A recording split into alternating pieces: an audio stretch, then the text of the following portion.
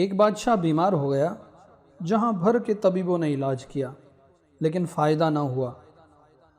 بالآخر ایک درباری نے کہا کہ اے جہاں پناہ، اس شہر میں ایک پرہیزگار رہتا ہے جس کی دعا سے تمام دکھ دور ہو جاتے ہیں، اس سے دعا کرائیے۔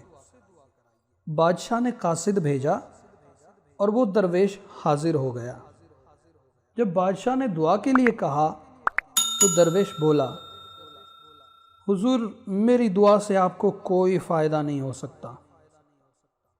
کیا آپ نے 20 بے گناہوں کو قید و بند میں ڈال رکھا ہے؟ جب ہر روز لاتعداد مظلوموں کے ہاتھ بد دعا کے لیے اٹھتے ہیں تو مجھ ایک کی دعا کیسے کارگر ہو سکتی ہے؟ یہ بات سن کر بادشاہ نے تمام قیدی چھوڑ دیے اور لوگوں کو تنگ کرنے سے ہمیشہ کے لیے توبہ کر لی۔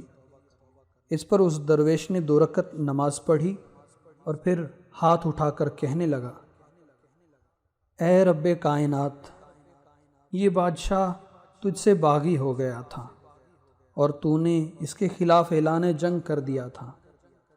اب یہ اپنی حماقت پر نادم ہے اور تیرے فضل کا طالب ہے، اس لیے رحم فرما۔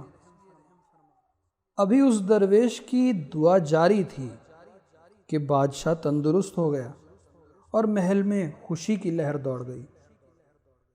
پارسا نے بادشاہ کو مبارکباد دی اور کہا کہ آئندہ سنبھل کر چلو کہ گرنے والا ہر بار نہیں اٹھتا۔